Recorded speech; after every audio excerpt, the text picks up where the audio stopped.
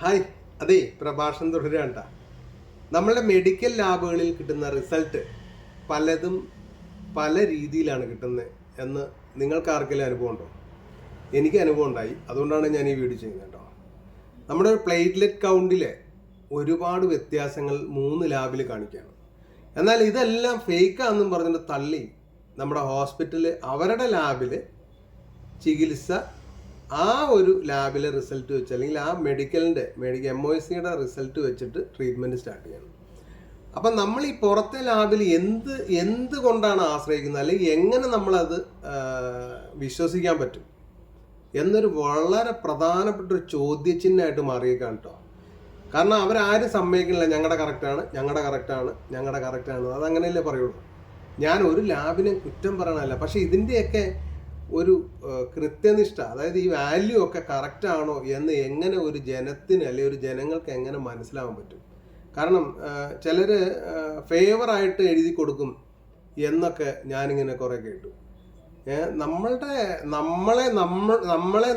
തന്നെ കൊല്ലുന്ന, അല്ലെങ്കിൽ നമ്മളെ ഇങ്ങനെ ഫേവറായിട്ട് റിസൾട്ട് എഴുതി തന്നിട്ട് നമുക്ക് ഉള്ളിലുള്ള കാര്യങ്ങൾ അറിയാതെ പുറമെ ഒരു പേപ്പറിൽ ഒരു വാല്യൂ എഴുതിയിട്ട് അത് വെച്ചിട്ട് ട്രീറ്റ് ചെയ്യാതെയും അത് വെച്ച് ട്രീറ്റ് ചെയ്തും ഇരിക്കുന്ന ഒരു അവസ്ഥയിലേക്കാണ് നമ്മളുടെ ലാബുകളുടെ കുറേ കാര്യങ്ങൾ, അല്ലെങ്കിൽ ലാബുകളുടെ കാര്യങ്ങൾ പോകുന്നത്.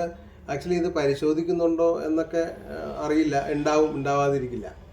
പക്ഷെ ഞാനൊരു ലാബിനെ കുറ്റം പറയണമല്ല, ആരെയും കുറ്റം പറയണല്ല. അല്ലെങ്കിൽ എൻ്റെ കാര്യം തന്നെ എടുക്കും, ഞാനിത് ഏത് വാല്യൂ വിശ്വസിക്കും? അതൊന്ന് പറഞ്ഞാൽ മതി. എവിടെ ചെയ്ത വാല്യൂ വിശ്വസിക്കും, ഏത് വാല്യൂവിൽ ട്രീറ്റ്മെൻറ്റ് സ്റ്റാർട്ട് ചെയ്യാൻ പറ്റും?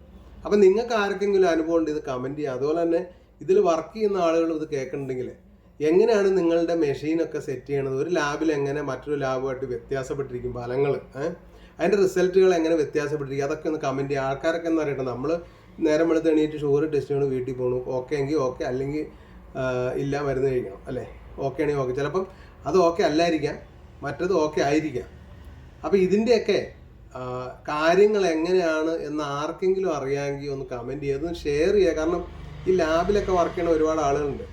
അപ്പോൾ ഈ ഒരു മനുഷ്യനെ എങ്ങനെ ട്രീറ്റ് ചെയ്യാൻ സഹായിക്കുന്ന രീതിയിലാണോ ഇതിൻ്റെ റിസൾട്ട് എന്നൊക്കെ അവരും കൂടെ ഒന്ന് ചിന്തിക്കട്ടെ.